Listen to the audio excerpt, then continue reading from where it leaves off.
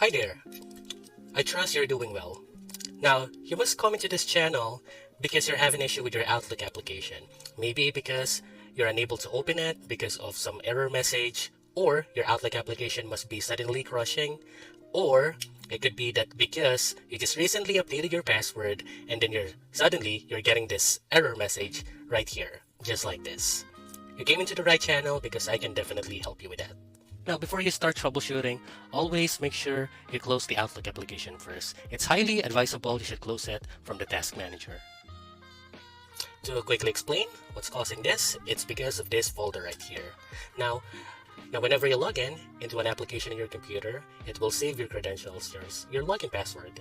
So you don't have to put them in every time you open the application, and it gets saved right here on this folder. Say for example, you just recently updated your password, and for some reason, this folder right here is unable to cope up or update itself with the recent changes. Then for that reason, you're gonna have a problem with your Outlook. You're gonna have this kind of error message right here, especially this one.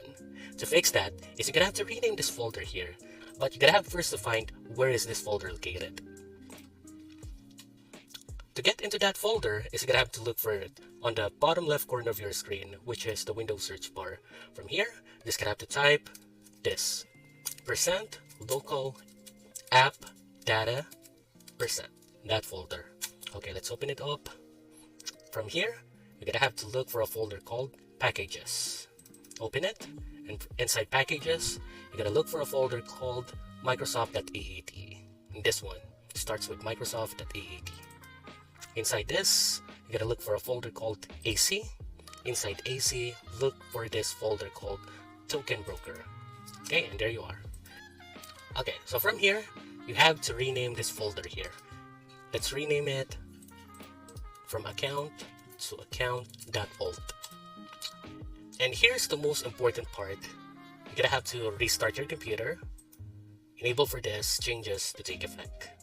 After restarting, just open your Outlook application and it should automatically trigger a sign-in. And then from there, just put in your credentials, the updated one, and then that should fix your issue. And by the way, after you successfully log into your Outlook application, you must give it at least 30 minutes up to 1 hour. And this is to give the Outlook application time to sync with the most recent changes and updates. Now, say for example, you don't have time to wait and you really need to have access with your emails. Now, you should watch the video right here because I'll be teaching you an alternative way on how to get access with your emails.